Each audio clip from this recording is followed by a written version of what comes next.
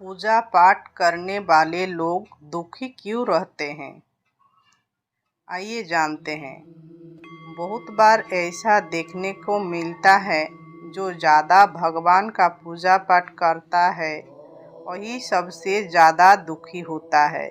जबकि कोई नास्तिक आदमी जो भगवान को नहीं मानता, कभी पूजा पाठ नहीं करता, कभी संतों का संग नहीं करता, वह सबसे ज़्यादा सुखी जीवन जीता है।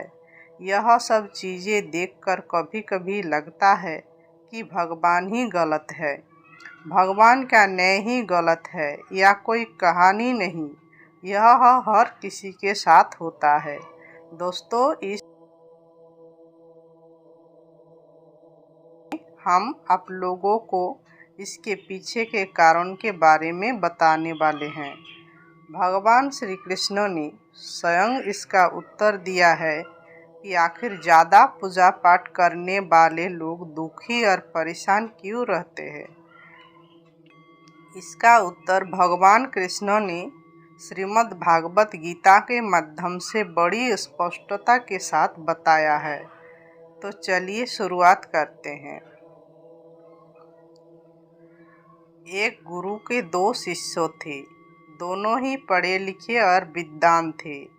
दोनों में सिर्फ फर्क इतना था कि एक भगवान को मानने वाला था और दूसरा भगवान को ना मानने वाला था। जहाँ पर भगवान की कथा होती थी, जहाँ सत्संग होता था, जहाँ भजन होता था, वहाँ दौड़ा चला जाता था और भगवान की पूजा पाठ करने लगता था। दूसरा शिष्य इन सब चीज़ों से काफ़ी दूर था। वह शराब पिया करता था, वेश्याओं के साथ जाया करता था। सारी बुरी आदतें दूसरे शिष्य में थी। एक दिन क्या हुआ कि जब वह शिष्य शराब पीकर अनाप शनाप बोलते हुए रास्ते में चलते हुए अपने घर को जा रहा था, अचानक उसके रास्ते में पैसों से भरा एक बैग मिल जाता है। उसकी खुशी का ठिकाना नहीं रहता। वो जोर जोर से चिल्लाते बताते हैं, आज मुझे पैसों से भरी बैग की थैली मिल गई है। मेरा जीवन सफल हो गया। इन पैसों से अपने जीवन की आवश्यकताओं की पूर्ति कर लूँगा। वही दूसरा मित्र मंदिर से भजन करते हुए अपने घर की जा रहा था। अचानक उसकी पैर में बड़ी कांटी चुभ गई। रक्त निकलने लगता है। ठीक उसी समय दूसरा शिष्य भी वहाँ पहुँच जाता है और हंसते हुए उनको बोलने लगता है, क्यों तुम ही हो ना जो सबसे ज़्यादा पूजा पाठ करते हो, भगवान का भजन करते हो। क्या किया तुम्हारे भगवान ने? मुझे देखो, मैं कभी मंदिर नहीं गया। मैंने कोई अच्छा काम किया है? मेरे घर में भगवान का मंदिर भी नहीं है। मैंने कभी अपने बारे में सत्यनारायण भगवान की कथा नहीं कराया। भगवान के सामने कभी माथा नहीं टेका। फिर भी मैं कितना संपन्न हो, अमीर हो, मेरे पास पैसा की कोई कमी नहीं है। सबसे ज़्यादा सुखी जीवन में ही जी रहा हूँ।